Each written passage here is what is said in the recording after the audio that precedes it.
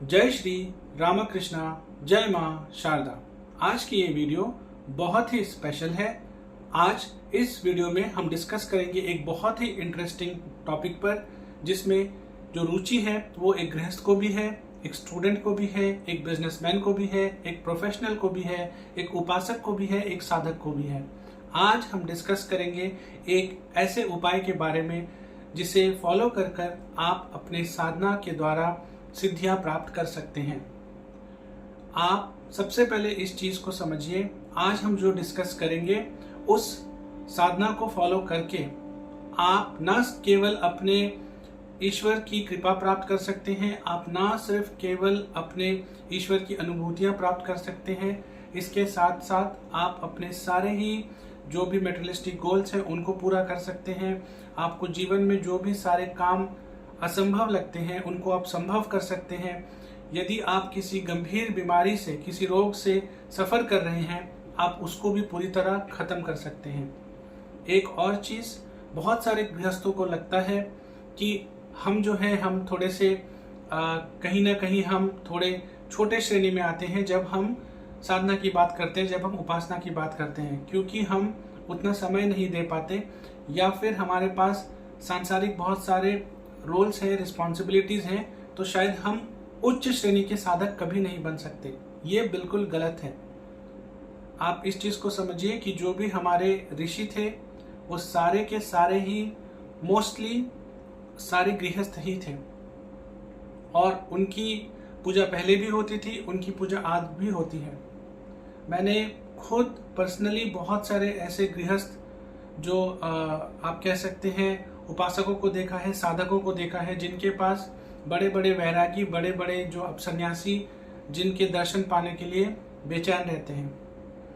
तो आप इस चीज को कभी भी अपने दिमाग में मत लाइए कि यदि आप गृहस्थ हैं, यदि आपके पास बहुत सारी रोल्स एंड रिस्पॉन्सिबिलिटीज हैं, यदि आप किसी प्रोफेशन में हैं, आप कोई बिजनेस करते हैं, आप स्टूडेंट हैं, आपके पास अपने परिवार एक परिवार है, आपके पास बच्चे हैं, अपने स्पाउस हैं, और आप कहीं ना कहीं आपका पूरा समय उनके पीछे चला जाता है, या कहीं ना कहीं आप चाहकर भी साधना नहीं कर सकते हैं, या फिर आप एक बैरागी से या सन्यासी से किसी तरीके से छोटे हैं, तो ऐसा नहीं है।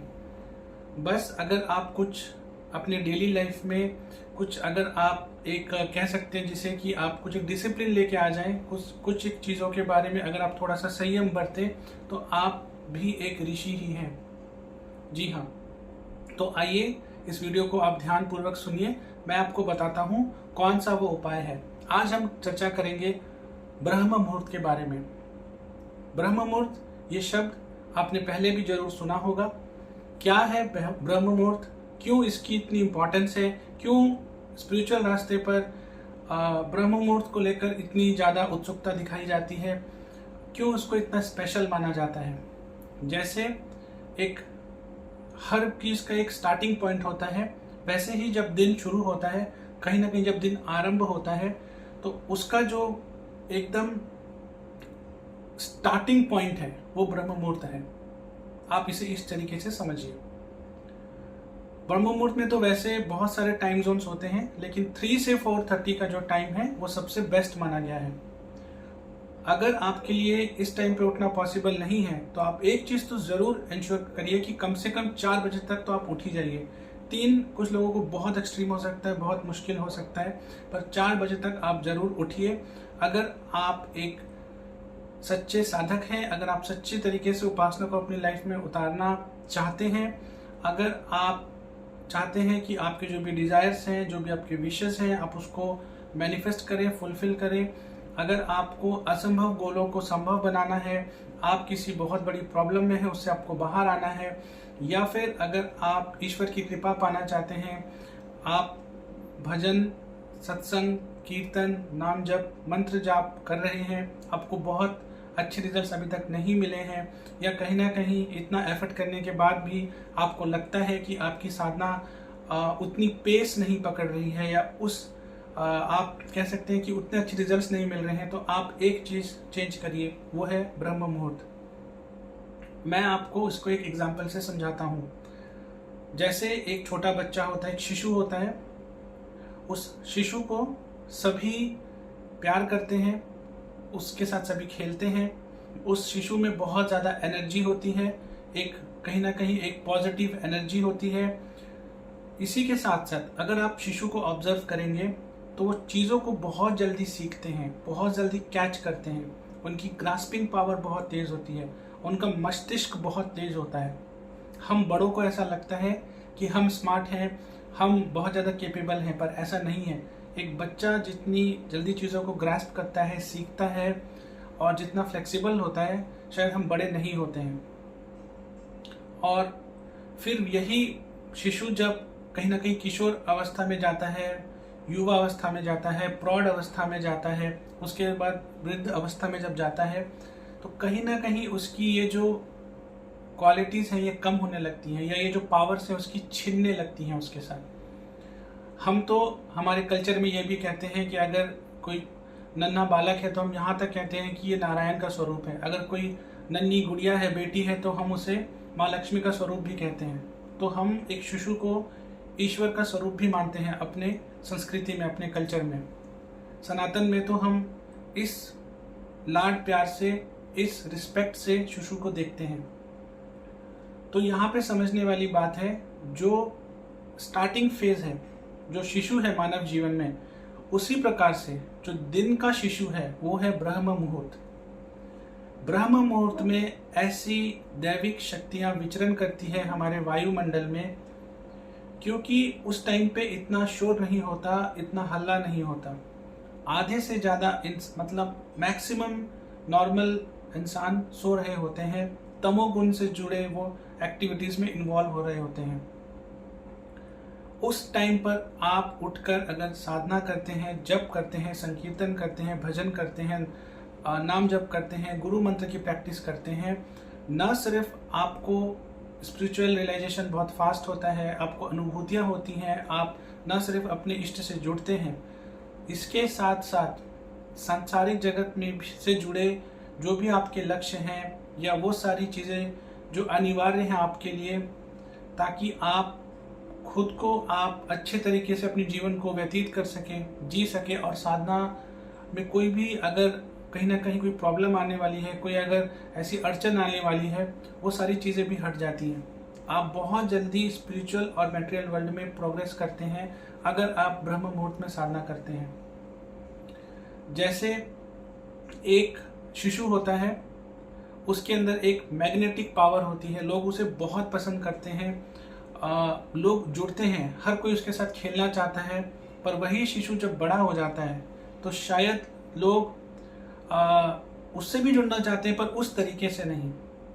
तो यहाँ पे इससे आप क्या समझते हैं कि जब आप ब्रह्म मुहूर्त में साधना करते हैं तो वो दैविक ऊर्जा आपसे भी जुड़ना चाहती है। जिस प्रकार से आप उन ऊर्जाओं से जुड़ना चाहते हैं, वह ऊर्जा भी कहीं ना कहीं आपकी तलाश में होती है। वह ऊर्जा भी कहीं ना कहीं एक सच्चे साधक, एक सच्चे उपासक की कहीं ना कहीं आप कह सकते हैं कि वेट कर रही होती है। और अगर आपको अपनी साधना में बहुत तेजी से आगे बढ़ना है, बहुत अच्छे डायरेक्शन में बढ़ना है, तो कहीं ना कहीं ब्रह्म मुहूर्त से अच्छा कोई उपाय नहीं है। ब्रह्म मुहूर्त को अपने जीवन में जरूर उतारिए। अपने जीवन में ये अगर आप डिसिप्लिन ला सकते हैं गृहस्थ में रहते हुए, और अगर आप सुबह 4 बजे साधना कर सकते हैं, तो आप गृहस्थ में रहते हुए भी एक ऋषि ही हैं। इतनी पावरफुल चीज़ है, आप दुनिया की हर चीज़ को प्राप्त कर सकते हैं।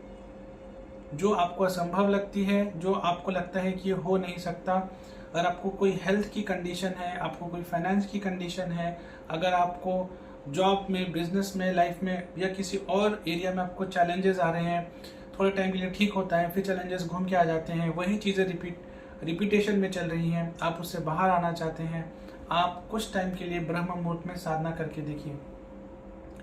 एक और चीज़ है, कुछ लोग इसमें तर्क दे सकते हैं कि अगर हम दिन में करेंगे तो क्या हमारी साधना नहीं पहुंचेगी। देखिए, ब्रह्मांड में जैसे जैसे दिन चढ़ता है बहुत ज़्यादा शोर हल्ला गुल्ला चलता है, तो शायद आपकी उपासना, शायद आपकी साधना वहाँ पहुँचने में आपको बहुत ज़्यादा एफर्ट लगाना पड़े, या वो पहुँचे ही ना, ऐसा भी हो सकता है। लेकिन जब आप ब्रह्म मुहूर्त में करते हैं साधना, तो वो अवश्य पहुँचती है। और अगर आप निरंतर थोड़े टाइम तक ऐसा करते हैं, आपको खुद ही अनुभव हो जाएगा कि आपके शरीर में क्या चेंजेस हो रहे हैं, आपके मानसिक स्तर पे क्या चेंजेस हो रहे हैं, आपके आसपास चीज़ों में क्या चेंजेस हो रहे हैं। जैसे दिन के अलग अलग फेजेस होते हैं। पहले आप मान लीजिए ब्रह्म मुहूर्त हुआ, फिर आपकी सुबह हुई, फिर कहीं ना कहीं आफ्टरनून हुआ, शाम हुई, फिर रात हुई। तो जितना एक्टिव हम सुबह की तरफ रहते हैं, जितने एक्टिव हमारे सेंस ऑर्गन्स होते हैं, हमारी इंद्रियां होती हैं, जैसे जैसे रात की तरफ हम जाते हैं हम उतने एक्टिव नहीं होते हैं, एक उनमें एक शिथिलता आ जाती है, आप ये कह सकते हैं। उसी प्रकार से जब आप सुबह उठते हैं और ब्रह्म मुहूर्त में साधना करते हैं तो आपकी एनर्जी सबसे हाईएस्ट होती है। जब आप सोने जाते हैं रात को, अब सोते हैं, सोने के बाद एक अवस्था होती है स्वप्न की अवस्था, ड्रीम स्टेट। आपने देखा होगा यदि आप कोई बहुत बुरा सपना देख लें, कोई बहुत डरावना सपना देख लें, उस सपने को देखने के बाद 2-3 दिन गुजर जाते हैं, फिर भी उस सपने का जो नेगेटिव इम्पैक्ट है कहीं ना कहीं वो आपको 2-3 दिन तक इम्पैक्ट करता है, वो कॉन्शियसली आपको हॉन्ट करता है। हालांकि वो चीज़ आपने कुछ टाइम पहले या कुछ दिनों पहले देखी थी स्वप्न स्टेट में। और स्वप्न स्टेट से भी एडवांस एक स्टेट होता है, उसको हम आप कह सकते हैं जो इसके नेक्स्ट लेवल का स्टेट है वो है सुषुप्ति। सुषुप्ति में क्या होता है कि आप के एहसास में नहीं होता, आपको पता नहीं चलता, क्योंकि अभी आप उतने कॉन्शियस नहीं है, लेकिन कहीं ना कहीं आपका और ईश्वर का मिलन होता है कुछ पल के लिए। जी हाँ, पर आपको इसके बारे में एहसास नहीं है, इसके बारे में रियलाइजेशन नहीं है। और फिर जब आप जैसे सुषुप्ति में जाते हैं और फिर उसके बाद ब्रह्म मुहूर्त में उठ जाते हैं और साधना करने लगते हैं, ये ठीक उसी तरीके से है जैसे कि आप किसी के घर गए, वहां से वापस आए और फिर आपने उसको दोबारा याद करना चालू कर दिया। तो इससे होता क्या है, वो भी आपको बहुत याद करते हैं, वो भी आपको मिस करते हैं, आप भी उनको बहुत याद करते हैं, आप भी उनको बहुत मिस करते हैं। तो ठीक इसी प्रकार से जब आप सुषुप्ति के बाद उठते हैं और साधना में लग जाते हैं, सोने के बाद आप ड्रीम स्टेट में गए, स्वप्न अवस्था में गए, फिर आप सुषुप्ति में गए। सुषुप्ति में जैसे ही गए आप उठ गए, ब्रह्म मुहूर्त में आपने साधना करी। हुआ क्या, आप ये जो आप साधना में बैठेंगे उसमें ऐसा लगेगा आपको कि अरे अभी अभी तो मैं इस ऊर्जा से मिलके आया हूं, अभी अभी तो मैं यहीं पे था। और वाकई ही में आपके कॉन्शियसनेस में वो चीज़ नहीं है, या आपको भी रियलाइजेशन नहीं है, पर आप उस एनर्जी से अभी मिलकर आए हैं। और फिर आप उस एनर्जी को ध्यान में, सत्संग में, कीर्तन में, भजन में, नाम में, मंत्र में याद करते हैं, पुकारते हैं, बुलाते हैं। तो जिस एनर्जी से आप अभी मिलकर आए हैं उसी को आप फिर थोड़ी देर बाद पुकारने लगते हैं कॉन्शियसली, तो वो एनर्जी भी आपके तरफ आने लगती है। जैसे जैसे आप भी बढ़ते हैं, आप स्टेप लेते हैं उसके तरफ जाने की, वो एनर्जी भी आपके तरफ आने लगती है। ये बड़ा ही एक मज़ेदार कॉन्सेप्ट है, बहुत सूक्ष्म स्तर पे होता है, बहुत सटल लेवल पे ये चीज़ें होती हैं। इनको समझने के लिए आपको बहुत साधना करनी पड़ेगी, आपको उस समय पर उठना पड़ेगा, और आप इसे कुछ समय तक करके देखिए, 3 से 6 महीने ज़बरदस्त आपके जीवन में बदलाव आएंगे। इतना पावरफुल है ब्रह्म मुहूर्त।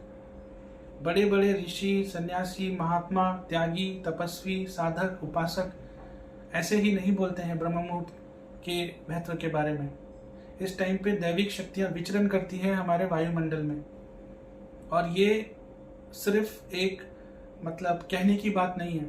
आप उठकर देखिए, आप ब्रह्म मुहूर्त में अपनी जो भी स्पिरिचुअल प्रैक्टिसेस हैं उन्हें कर देखिए, बहुत जल्दी ही आपको डिफरेंस दिखना चालू हो जाएगा। और आप देखेंगे कि कहीं ना कहीं आपके अंदर जो हिडन पोटेंशियल है, जो हिडन एबिलिटीज हैं, जिनके बारे में आपको भी नहीं पता, या कहीं जो वो सोई हुई एनर्जीज हैं आपके अंदर, जो सोई हुई जो आपके अंदर एबिलिटीज हैं, जो कैपेबिलिटीज हैं, वो जाग रही हैं।